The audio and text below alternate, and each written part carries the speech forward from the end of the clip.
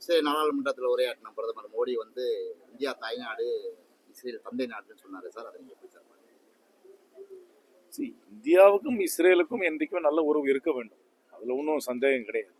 இஸ்ரேலோட நல்ல உறவு இருக்கிறதுனாலேயே மற்ற நாடுகள், குறிப்பாக இஸ்லாமிய நாடுகளோடு நல்ல உறவு இருக்கக்கூடாது என்ற அர்த்தம் கிடையாது. அது என்ன அர்த்தத்துல சொன்னாரு என்பதை நீங்க இப்பதான் திருப்புறம் கொண்டு வந்திருக்காரு, அவரை போய் நீங்க கேட்க வேண்டியதுதான். இந்தியா வந்து மதர்லேண்டு, அது வந்து ஃபாதர்லேண்ட் அப்படின்னு சொன்னதுக்கு என்ன அர்த்தம் என்றது அவரை தான் கேட்க வேண்டியது. சுப்ரீம் லீடர் கொமேனி கொல்லப்பட்டதை பத்தி அது ஒரு கொடூரமான ஆட்சி. தயவுசெய்து அந்த ஆட்சிக்கு யாரும் வக்காலத்து வாங்க வேண்டாம். ஈரான்ல நடக்கின்ற ஆட்சி வந்து ஒரு அயத்தொல்லாக்களோட ஆட்சி வந்து ஒரு கொடூரமான ஆட்சி. அவர்கள் மக்களுக்கு எந்த உரிமைகளையும் கொடுக்காமல் பல உரிமைகளை பறித்து, குறிப்பாக பெண்களை ஒடுக்கி, சிறுபான்மையர்களை ஒடுக்கி, எல்லாரையுமே வந்து ஒரு ஒரு ஒரு இராணுவ ஆட்சியின் மூலமாக எந்தவித உரிமைகளும் இல்லாமல் நடக்கும் ஆட்சி. அந்த ஆட்சிக்கு நான் வக்காலத்து வாங்குறதுக்கு தயாராக இல்லை. ஆனாலும் இன்னொரு நாடு மீது போர் தொடுத்து அந்த நாட்டின் தலைமையை மாற்றுவதில் எனக்கு உடன்பாடு கிடையாது. ஆனால் எந்த தருணத்திலும் நான் அயத்தொல்லா ஆட்சிக்கு நான் வக்காலத்து வாங்க தயாராக கிடையாது. அது ஒரு கொடூரமான ஆட்சி தான். ஈரானிய மக்கள் மீது என்னுடைய ஆதரவு உண்டு, ஈரானிய மக்களுக்கு என்னுடைய ஆதரவு உண்டு. அவர்கள் சுதந்திரம் பெற வேண்டும், அவர்கள் சுதந்திரமாக இருக்க வேண்டும். அவர்கள் பழம்பெரும் மக்கள். இந்த பெர்ஷிய கலாச்சாரம் என்பது ரொம்ப தொன்மையான கலாச்சாரம். அந்த கலாச்சாரத்துக்கு ஏற்றால் போல் அவர்கள் சுதந்திரமாக இருக்க வேண்டும். அவர்கள் உலகத்தில் இருக்கும் அத்தனை நாடுகளோடு நட்போடு இருக்க வேண்டும், மற்ற நாடுகளும் அவர்களோடு நட்போடு இருக்க வேண்டும் தான் என்னுடைய விருப்பமே தவிர இந்த அயத்தொல்லா ஆட்சிக்கு நான் வக்காலத்து வாங்குறது தயாராக இல்லை. இந்தியாவுடைய நிலைப்பாடு என்ன சார்?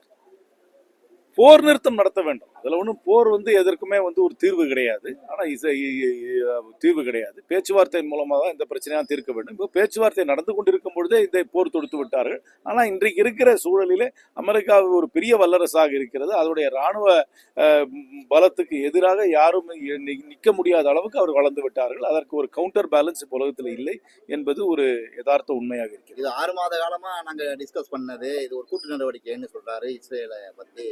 மற்ற ஐரோப்பிய நாடுகள், அப்புறம் வந்து இஸ்ரேல், அமெரிக்கா எல்லாம் ஒன்றா சேர்ந்து தானே பண்ணுறாங்க. ஒரு கூட்டு நடவடிக்கை தான். ஆனால் பேச்சுவார்த்தை மூலமாக அதை தீர்த்துருக்கணும். ஆனால் திருப்பி மீண்டும் சொல்கிறேன், அயத்தொல்லாவுடைய ஆட்சி வந்து ஒன்றும் ஒரு நியாயமான, நேர்மையான, நடுநிலையான ஆட்சியெல்லாம் கிடையாது. சிறுபான்மையர்கள், பெண்களுக்கெல்லாம் ரொம்ப பெரும் கொடூரங்களை செய்திருக்கிறார்கள். அந்த நாட்டில் நீங்கள் ஸ்டாட்டிஸ்டிக்ஸ் எடுத்து பார்த்தீங்கன்னா மரண தண்டனை விதித்த நாடுகளிலே அதிகமான நாடு அதுவாக தான் இருக்கும். அரசியலில் அவர்களுக்கு வேறுபட்ட கருத்தை உடையவர்களையெல்லாம், எழுத்தாளர்கள், சிந்தனையாளர்களையெல்லாம் கைது செய்து துன்புறுத்தி மரண தண்டனை கொடுத்தனர். அந்த ஆட்சி போறதுல வந்து ஈரான்ல இருக்கிற நிறைய பேருக்கே வந்து ஆதரவு இருக்கும், அதுல ஒன்றும் சந்தேகம் கிடையாது. ஆனால் அது ஒரு ஜனநாயக ரீதியாக அது வெளிப்படைத்தன்மையோடு ஈரானிய மக்கள் தான் தீர்மானிக்க வேண்டுமே தவிர வெளிநாட்டில் இருந்து அதை தலையிடுவதை என்னால் ஏற்றுக்கொள்ள முடியாது. ஆனால் மீண்டும் சொல்கிறேன், அயத்தொல்லா ஆட்சிக்கு நான் வக்காலத்து வாங்க தயாராக இல்லை. சார், ஓபிஎஸ் இணைஞ்சது, தேமுதிக கூட்டணி இணைஞ்சதெல்லாம் திமுக கூட்டணிக்கு பலமா? அதனால காங்கிரஸுக்கு ஏதாவது சாதகமா? மிகவும் சாதுரியமாக முதலமைச்சர் அவர்கள் ஒரு பெரிய கூட்டணி அமைத்துக் கொண்டிருக்கிறார். அதற்காக அவர்களை பாராட்டு தெரிவித்துக் கொள்கிறேன். இன்றைக்கு அவருக்கு பிறந்த நாள், அதற்கும் அவர்கள் என்னுடைய வாழ்த்துக்களை தெரிவித்துக் கொள்கிறேன். மிகவும் சாதுரியமாக அவர் ஒரு பெரிய கூட்டணி அமைக்கிறார். அது என்னை பொறுத்த வரைக்கும் யதார்த்த அரசியலிலே ஒரு வெற்றிகரமான ஒரு முடிவாகத்தான் நான் கருதுகிறேன். தொகுதி பங்கீடுல வந்து உங்களுக்கு பாதிப்பு வராதா சார்? இருக்கிறது 234, அது உள்ளதான் மியூச்சுவலா எல்லாரும் பேசி தான் முடிவு பண்ணிக்க வேண்டும். ஒரு தேர்தலுக்கு முன்னாடி இதுதான் கேட்குறீங்க. ஒரு தேர்தலுக்கு முன்னாடி சுமூகமாக சீட்டு பகிர்ந்துக்கிறோம் சார். இது வரைக்கும் தேர்தலில் வந்து தொகுதி பணி இவ்வளவு தூரம் இழுபறி இருந்ததில்ல. இல்லை, இழுபறியே கிடையாது. இன்னும் நோட்டிஃபிகேஷனே வரலையே. பல தேர்தலில் நோட்டிஃபிகேஷன்லாம் வந்ததுக்கு அப்புறம் தான் தேர்தல் தொகுதி பங்கீடு வந்திருக்கு. எந்த தேர்தலையும் இவ்வளவுக்கு முன்னாடியே தொகுதி பங்கீடு செஞ்சது கிடையாது. அண்ணா திராவிட முன்னேற்ற கழக கூட்டணியில் தொகுதி பங்கீடு முடிஞ்சிருச்சா?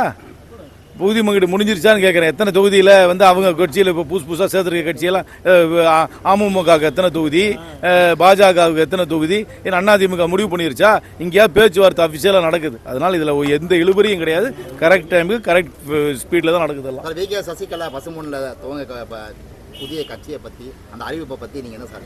அவங்களுக்கெல்லாம் வந்து எல்லாம் டைம் முடிஞ்சு போயிடுச்சு. இனிமேலாம் அவங்களுக்கெல்லாம் வந்து எந்த விதமான ஒரு ட்ராக்ஷனும் இருக்காதுன்னு தான் என்னுடைய பொலிட்டிக்கல் அசஸ்மெண்ட். ஒரு காலத்தில் அவங்களுக்கு வந்து அதிமுகவுக்குள்ளே அவங்களுக்கு ஒரு மவுஸ் இருந்தது. இப்போ அதெல்லாம் கிடையாது. அந்த மவுஸ் எல்லாம் கிடையாது. அவங்க கூட இருந்த தினகரனே அவங்க கூட இல்லை. இப்போ அதனால் அதெல்லாம் ஒரு ஸ்பெண்ட் ஃபோர்ஸ் தான். அவங்க தேர்தலை சந்தித்தார்கள் என்றால் மக்களிடம் பெரிய ஆதரவெல்லாம் இருக்கும்னு எனக்கு எதிர்பார்ப்பில்லை. எந்த ஒரு கூட்டத்திலையும் திமுக மேலேயே மிக கடினமான விமர்சனத்தை வந்து விஜய் வச்சுட்டு வர்றாரு. அதை தொடர்ச்சி அவர் வேலையாகவே செய்கிறாரு. இல்லை, ரொம்ப கவனிக்கிறது இல்லை. அவரெல்லாம் எப்போது ஒரு தடவை தான் பேசுகிறாரு கூட்டம். ரொம்ப நான் கவனிக்கிறது இல்லை. அதே ஸ்டீரியோடைப்பிக்கலாக இருக்குது. எந்த ஒரு கொள்கை பிரகடனமும் அவர்கிட்ட கிடையாது. அதனால் அவர் அதெல்லாம் பொதுவான கருத்துக்களை சொல்கிறாரே தவிர ஒரு டீட்டெயில்டு கொள்கை பிரகடனம் கிடையாது. நான் எப்படி உங்களையெல்லாம் சந்திக்கிறேனோ அந்த மாதிரி என்றைக்கு அவர் வந்து பேட்டி கொடுத்து பத்திரிகையாளரை சந்தித்து அன்ஸ்கிரிப்டட் ஏன்னா அவர் பேசுகிற மீட்டிங்கெல்லாம் நான் பார்த்துருக்கேன். ஸ்கிரிப்டோடு தான் பேசுகிறேன். ஸ்கிரிப்ட் இல்லாமல் என்றைக்கு உங்களோட பேசுவாரோ அன்றைக்கி என்கிட்ட கருத்து கேளுங்க, அதுக்கப்புறம் நான் கருத்து. எடப்பாடி சொல்லியிருக்க திட்டங்கள் பூராமே நிதிநிலையத்தில் வந்து செய்யக்கூடிய திட்டங்கள் தெரியாது. அவர் ஆட்சிக்காக வரப்போகிறதில்ல. எதுக்கு அதை பற்றி ஏன் கவலை பண்ணணும்? சார், சீமான் போட்டியிடுற காரைக்குடி தொகுதியை பற்றி திருவொற்றியூரில் என்ன ஆச்சோ அதே தான் திருப்பியும் காரைக்குடியில் நடக்கும். திருவொற்றியூரில் எந்த லாட்ஜில் ரூம் போட்டிருக்காருன்னு தெரியல. காரைக்குடியில் அவர் லாட்ஜில் ரூம் போட்டு போயிடுவார். தேர்தலுக்கு அப்புறம் வரமாட்டார். அவ்வளோதான். இந்த முறையும் காங்கிரஸ் வந்து இந்த தொகுதியை தக்க வைக்குமா? இல்லை எங்களுடைய சிட்டிங் சீட்டு நாங்கள் மீண்டும் இதில் போட்டியிட வேண்டும் என்று தான் விரும்புகிறோம். தேர்தல் முடிவுகள் எப்படி சார் இருக்கும்? இழுபறியாக இருக்கும்னு சொல்கிறாங்க. இழுபறியெல்லாம் இருக்காது, தெளிவாக இருக்கும். தமிழ்நாட்டு மக்கள் தெளிவாக இந்தியா கூட்டணிக்கு வாக்களித்து, திராவிட முன்னேற்ற கழக தலைமையிலான கூட்டணிக்கு வாக்களித்து மீண்டும் ஆட்சி பீடத்தில் திராவிட முன்னேற்ற கழக தலைமையில் ஒரு ஆட்சி அமையும் என்று தான் முழுமையாக நம்புகிறேன்.